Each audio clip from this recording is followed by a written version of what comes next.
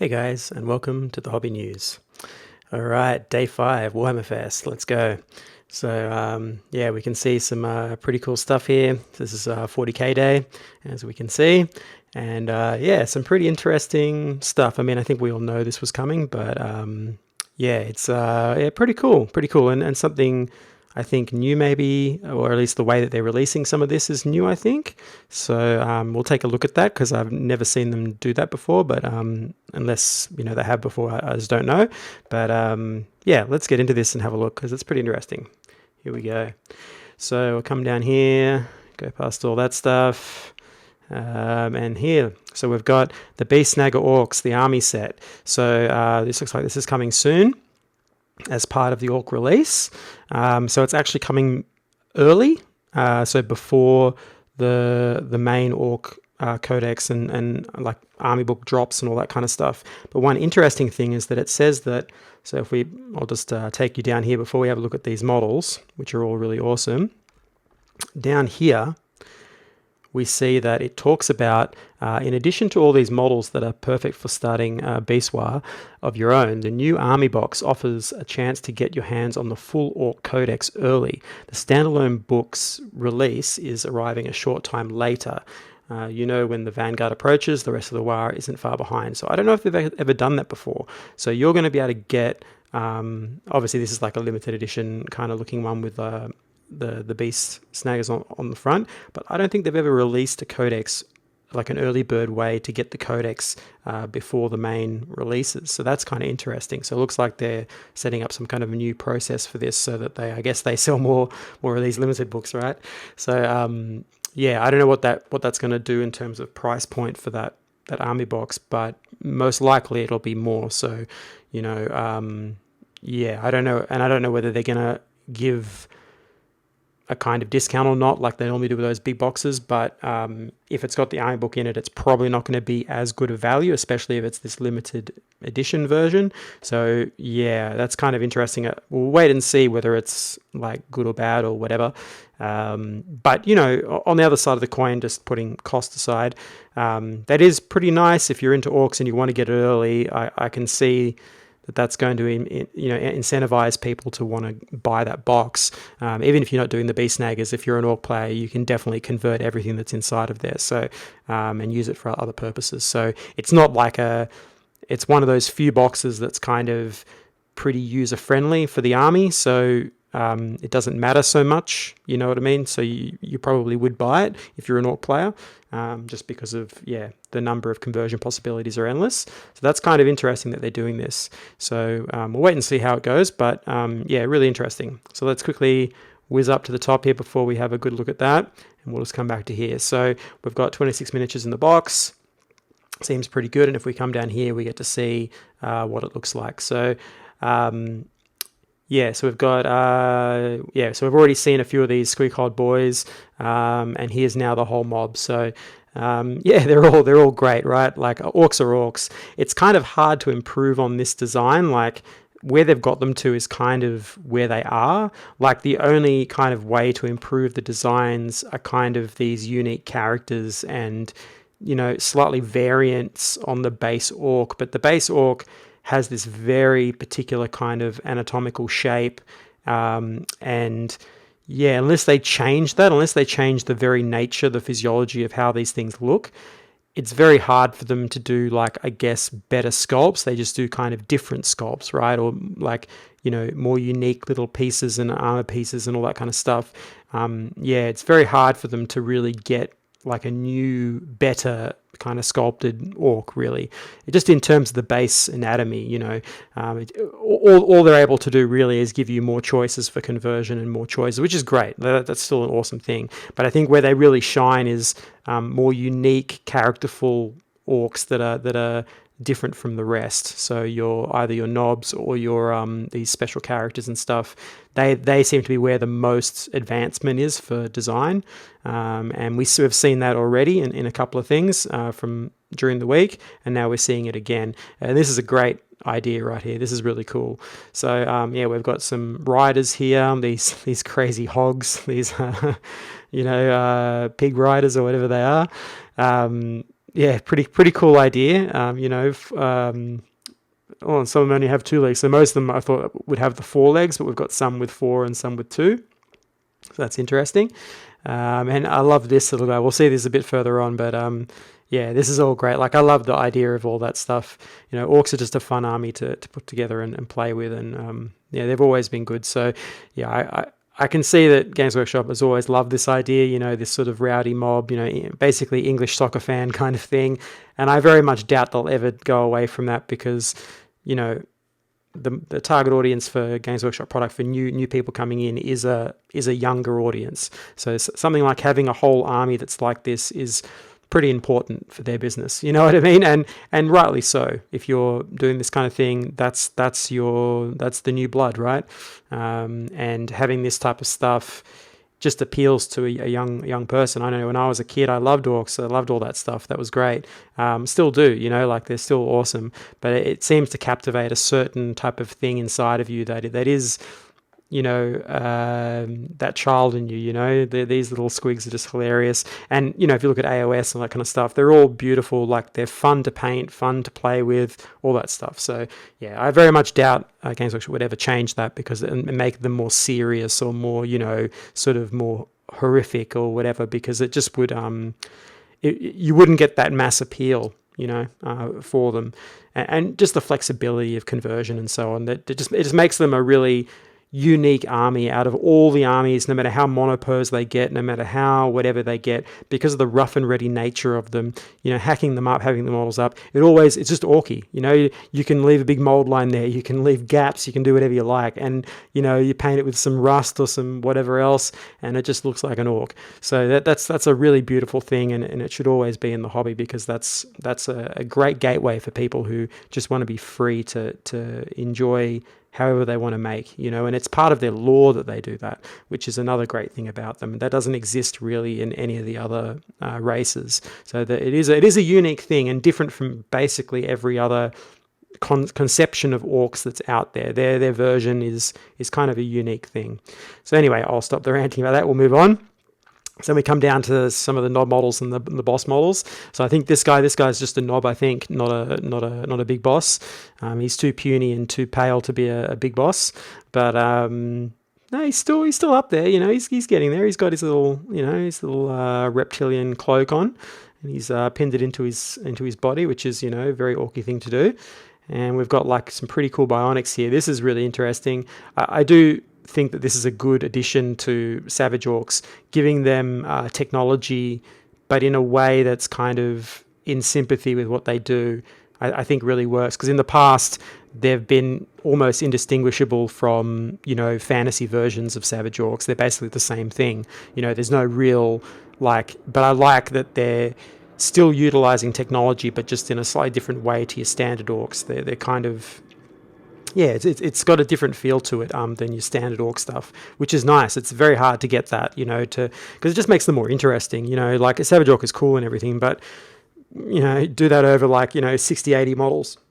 It gets a bit dull, even with the conversion. But this allows you now that this aesthetic is part of their everyday, you can put a lot more into that and add more variety across it, which is why you do orcs, So this is all great. And the additions of bionics and things into the squigs is great as well, because that also gives you lots of options. So here's a cool model.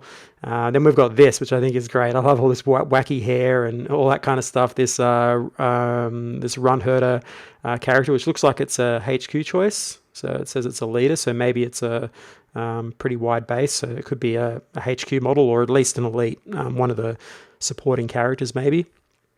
But yeah, really, really cool. I love this new version. I remember the old one with the whip and everything, which had this kind of claw, but nothing like this. This has really got a lot of personality, a lot of individual personality, and I think that's good. I think they nail orcs pretty much every generation. I love this little bionic claw leg here. This is all really new and interesting. I like all this. This is some great pieces here for these, and it just gives them a lot of character. That again is just slightly different from your standard orcs, which is hard to do. It's very hard to get a unique kind of flavor or feeling from just the standard kind of canon of how orcs are.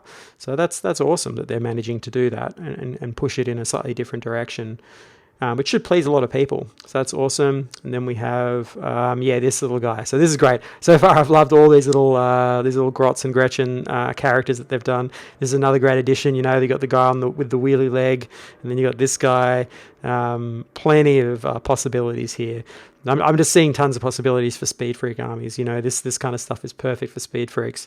So we'll see. We'll see how the new Codex is and what kind of. That's what I used to collect back in the day. I was a Speed Freak fanatic. I loved mucking around with those and all the bikers and stuff. They were always great in those older editions. There was one of the editions, Ork bikers, were just insane. They were just awesome. These days, maybe not quite as competitive, but still, obviously, Warboss on bike is still good. But hopefully there'll be some fun stuff for Speed Freaks out of this as well. So yeah, pretty nice there. And then obviously we've got the Codex we just had a look at. And that's really interesting that they're going to bring that out and bring it out early. So that's going to incentivize quite a lot of people to get that. And then we have this great looking thing. So awesome. So we've got a Mega Armored Warboss, which is a nice addition. I don't know what size it is. It kind of feels on a similar size to some of the old, but it must be bigger than the old ones. But surprisingly, actually very, very similar design. They haven't gone for anything more unique. The shape and everything and the sculpt is very similar to the old ones, but obviously bigger. This has to be a bigger base. So and this kind of axe, not too bad. I like this kind of face here. It's got a bit more of the ape in it. You can see that. That's pretty cool. Just with the way the nose is and the shapes in the jaw and everything. That's pretty cool. I like the addition of this little guy on top. That must be a war gear option for him. Everything is cool there. You know, that's going to be good. I'm sure there'll be some other probably at least another weapon type. They might have a claw as well for this, I would imagine. It'd be surprising if it only has one choice. But then again, we don't know what's coming with the Codex and how they're going to mix up the choices. I'm assuming it's going to be more specific, less variety, because they're trying to standardize all that. What it seems like across most of the books, the models that come out are the only choices that you have for that particular character, and there's very few alterations, maybe one or two. Not very many that has three or more war gear options. So he probably only has like a secondary choice. I would say a claw and something else, maybe a gun and claw, and then you've got the double-handed one here, most likely. But that's okay. That's still cool. There's still plenty you can do with this, and still plenty you can muck around. So yeah, a great choice for the army, I think. And then we come down to something really interesting. So that's Orks. And now we've got some guard stuff. So here we have an upgrade sprue for Cadian troops to make them more themed. So this is really interesting. I'm not sure what this means for the new book, but I was expecting them to do a new plastic kit, right? Like most of us are expecting that. But this doesn't really show to me that that's what's going to happen. This looks like this is what you're going to get. I don't think they're going to upgrade the Cadians at all. I mean, I might be wrong. They might end up doing something new. But this feels very much like they're going to stick with the same old plastic kit and just give you various types of upgrade sprues maybe, and that's about it. Which is a shame if that's the way it goes, because I really feel like, although these are great, I think a trench-coated gas mask, like a Steel Legion one or something like that, like something with a trench coat on, is going to be a better base to do different types of guard regiments than this one, because the Cadian armor is very uniquely Cadian. That armor with these shoulder pads is so identifiable to them, and it's very hard to do other. I mean, you can do Mordians with this. Mordian would fit in, and a few others that have a similar kind of shorter coat type of setup. But I feel like the longer coat would be a better choice, but maybe due to production they don't have the ability to pump that out in time, or didn't have it in the plans. A number of reasons, but this kind of makes me feel like we may not be seeing anything new for Imperial Guard. This might actually be the new thing, so that's okay though. It's not bad. I mean, I've always liked the Cadian plastics. They're always good. If they do release, I like that they're releasing an upgrade sprue. That's really nice. That has actually what looks like a generous number of options, because for some of the armies they don't do it very generous. It's a very limited number of stuff on the sprue, and it costs a lot. The big culprit for that is Space Marines, which never used to be the way back in the day, but nowadays it's a lot more limited. And it's a bit sad to see it that way, considering what they could do for it. But it looks like they're giving you something decent for guard. So let's have a little look. So we've got some different heads. So we'll go through the heads here. Yeah, look, I mean, they're all really cool. And they're going to have to compete with all the third-party vendors out there that are producing conversion heads and stuff, because there's some beautiful stuff out there. If you haven't looked around, there's some amazing conversion parts. So they've got to keep up with the Joneses, because there's a lot of people producing that, and that's relatively easy to produce. So they're competing with a pretty big market, and there's some very beautiful sculpts out there. The whole sculpts may be better with Games Workshop, but some of the additionals are pretty damn cool. So they're going to have to work pretty hard to keep up.